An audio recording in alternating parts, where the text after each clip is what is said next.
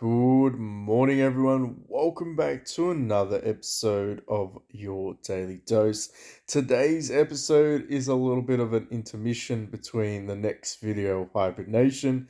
We will be going to do a stream in about 2 hours, which is 11 a.m. Eastern Standard Time from Sydney time. So if you're in the Discord, jump in, say hello. I'll set up the laptop so I can see what people are typing for those that are a little bit afraid to speak, or maybe English isn't their first preferred language. Either way, everyone is welcome. We're going to be doing the majority of this account's power up through live streams simply because it's going to take, I want to say, a decent hour to 2 hours to get everything done. And then the last 10% I will be saving for the final video, or part two, I should say, of the hibernation.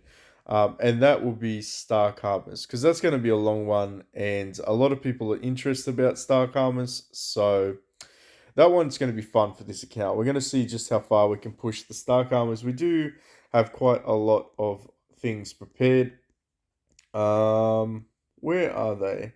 Where are they? So we will be going through. We're going to go through around 250. Well, 200. We'll see how we go. I want to say 250, but I'll probably do all of them depending on what we're chasing at the time. Because we still haven't got the premium stargazing that it was shown on Korean server. That may never come. So, it is the thing, right? Either way, today's video is going to be focusing on Zaya or Ziya's charm. And basically, it's the same as what you would normally do during every Celebrate Festival event. If you're not spending, you pretty much just ignore. You really just ignore the main attraction. You grab your daily tasks, you go and get your drumsticks. You should be doing this anyway for the summer festival. So, I mean, the reality is you probably already we've already probably hit that autopilot anyway, and you don't really need to chase them down if you don't have the currency, like the additional attempts to do it. It really doesn't make that much of a difference. It simply is if you want to get some additional drumsticks, and if you can, of course, afford to do so. Of course, I did mention this on the other video, but make sure you grab your carnival bag. I'm pretty sure it's advertised enough, but if you do that, it is a pretty awesome bag. You do get your legendary karma chests, which is fantastic, as well as some VIP and some gold. So make sure you're grabbing that one. All right. As long as I mention that, it's always important to mention that because some players might miss that, which is absolutely understandable. But here it is essentially the same thing. Do your missions. If you don't have the currency to spend, I think I've got one on there. It can actually get very expensive. You need 70 divine weapon tokens. But if you've been hoarding them up, if you've had, I don't know, just that mentality of saving some of these tokens, sticking them in your bag, it's not a bad thing. You can grab some weapon tokens from here as well. So I think that's enough for us to do 10 today. Yes, perfect.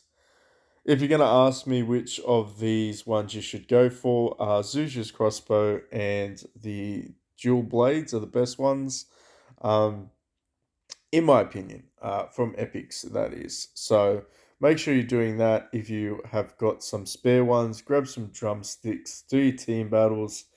Pretty self explanatory. But here is where things get a little bit more interesting. So let's talk about Zaya's charm. I did read through a lot of the text. It is a lot of additional chance abilities for this charm. It's not quite as impressive as the Heavenly Sword, in my opinion. Um, I do see it being very versatile though once you rank it up. It's one of those sleepers that you do need to get to higher levels for it to really shine. And we'll cover some of the abilities as well. So when attacking an enemy, there's a 40% chance to trigger a lightning curse. Which basically hits one random enemy. So what Lightning Curse does is magic damage and has a stun chance of around 30% for 1 round. Also, it has a chance to hit again, so lightning striking again. 20% chance to deal double damage, and a 50% chance to deal stun for 1 round and reduce the target's crit by 50%. So I'm not sure if that's all factored into the original lightning strike.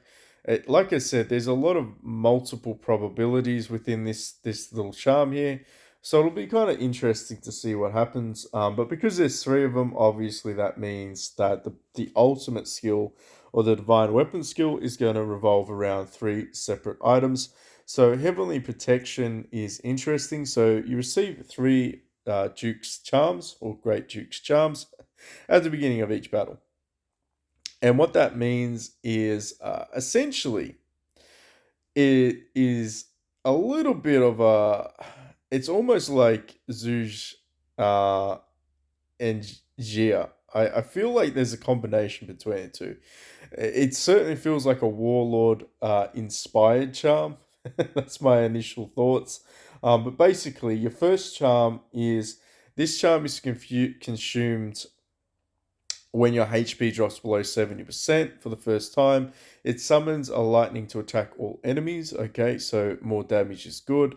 And there's a chance to stun that target for 1 round. So that means all targets have a 10% chance to be stunned. Very, very low stun chance. But of course, as you progress with the levels, that stun chance should increase, making this charm a little bit more likable. But again, remember, stun only lasts for 1 round and can be, I guess, what's the word? Dispelled.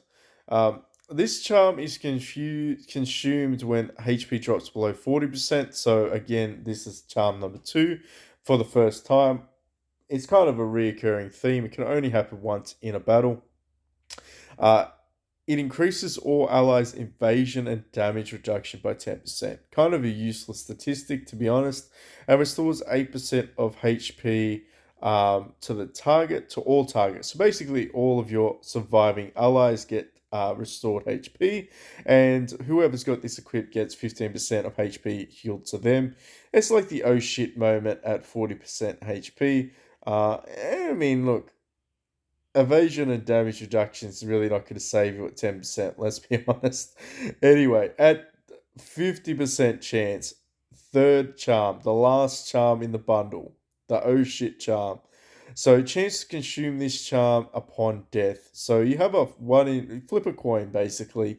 You got a 50-50 chance that when you die, you will be revived. That's pretty good. That's decent. That alone there is basically a Kyrian, right? Except for the 50% chance.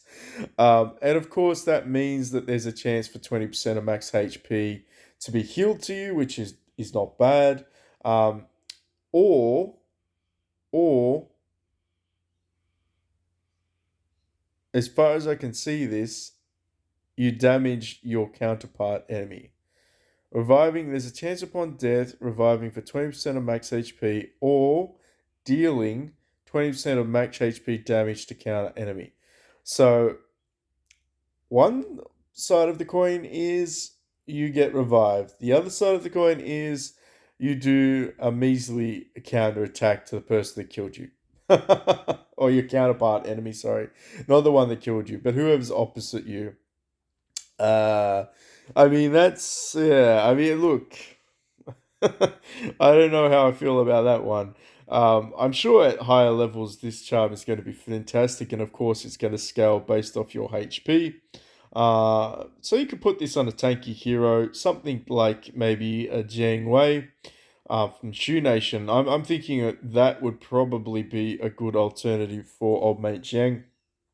But anyway, let's cover this. So, essentially, as you progress, what got interesting was stage 4. It's going to take a very long time for people to get this ranked up to stage 4. But where is it? Where is it? Stage 4 seems to get a lot more intense. So, 30% chance for a double proc.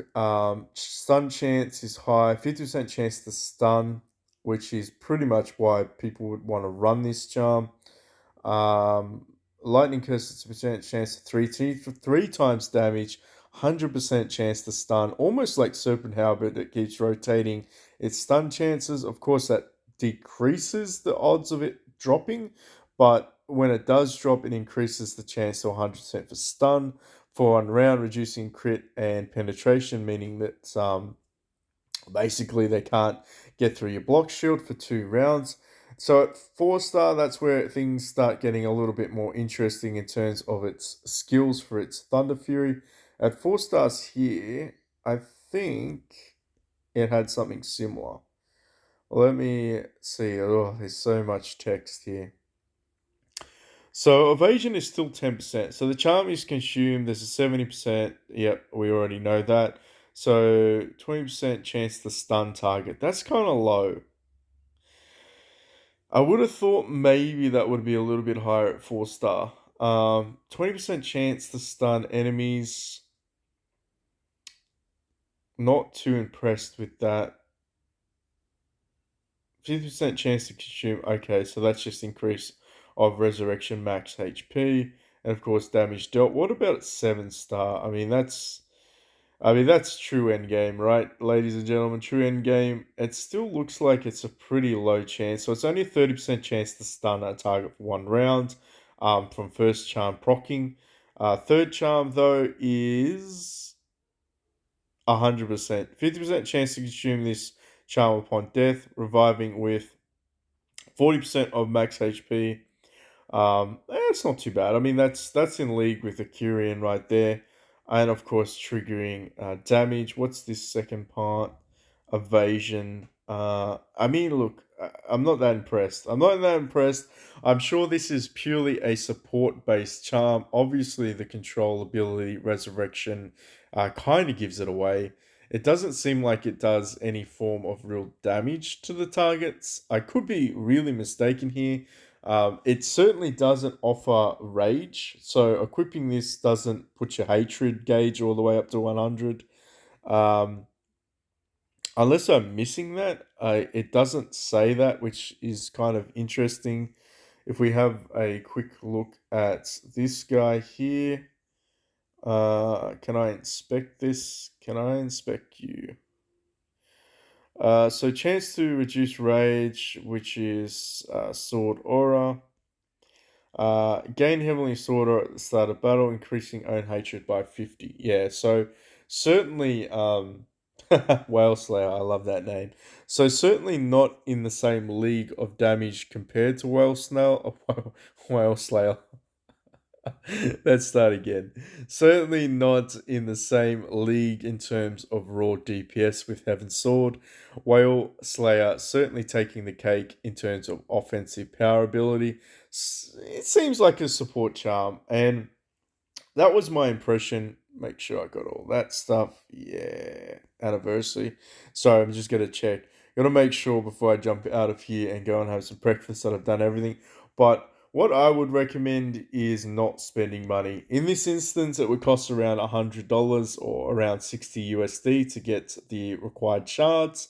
If you're curious about how to locate them, they are in God's Blessing Pack. So kind of did the math. I think you need 120 of these lamb steaks, which is around $110 for me, which is about $60 for you.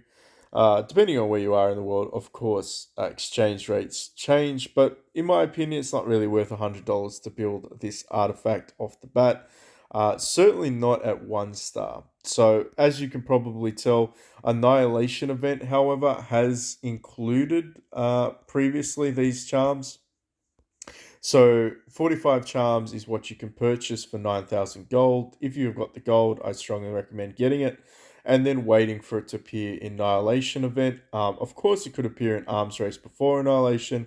Give or take, it'll probably take roughly a month and a half for this to appear for free. And when I say free, I mean from other resources that don't cost money, which is nice. Still going to cost you gold and stuff like that to build, and of course RNG.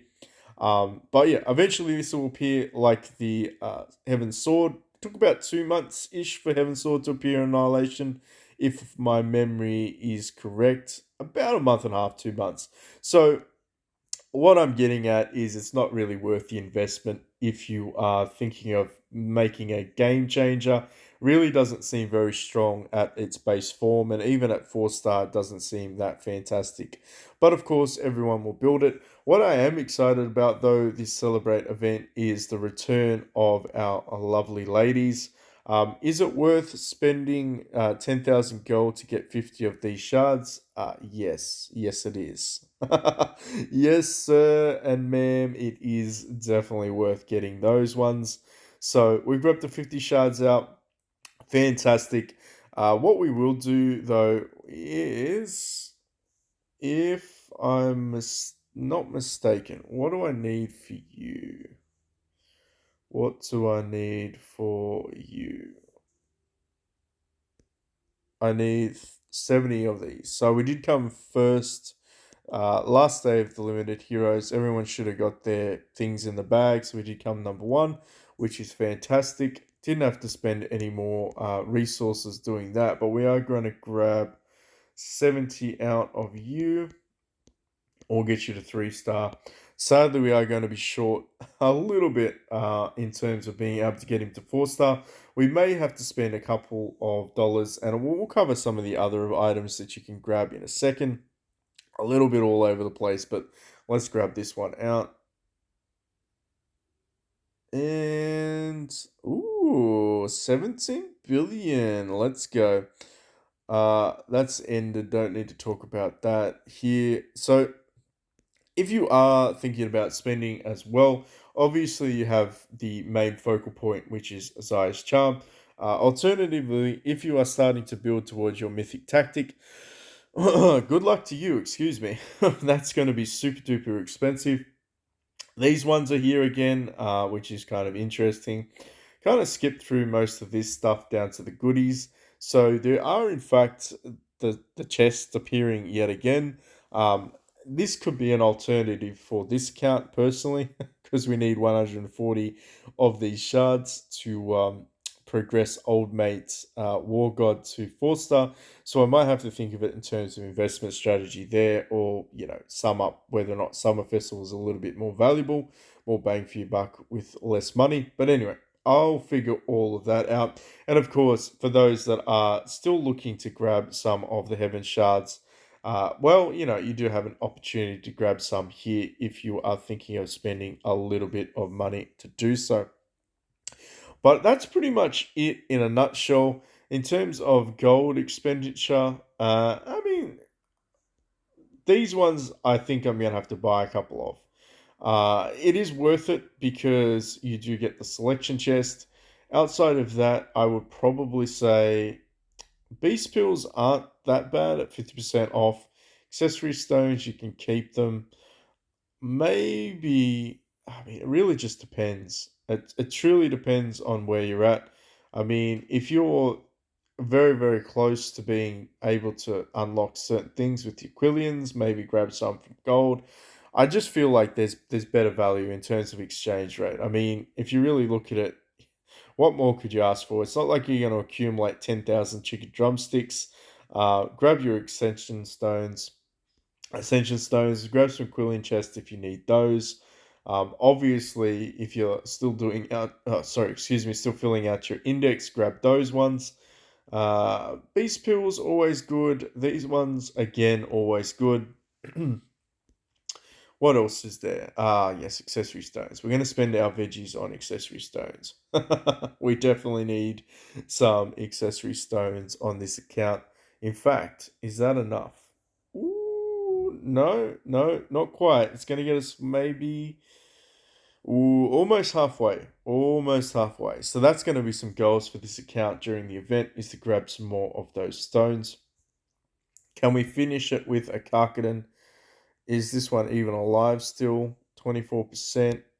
Oh, I don't know. Okay, so we can't beat this guy. We'll jump out. We're not going to waste an attempt. All right. Well, hopefully that has informed you a little bit. My opinion is buy the shards with gold and just wait. Just wait. This seems to be not a must build. Not quite like the whale snail. Jeez. Whale snail. The whale slayer mythical sword. That is for sure. If you've enjoyed this type of content, If you have any questions, let us know in the comments down below. Check us out on Discord. Like I said, we'll probably be jumping into a live stream in about an hour and a half, 2 hours. And of course, if you haven't already, hit that like, subscribe, notification button, and I'll catch you all on Facebook in a minute. Thanks again for watching.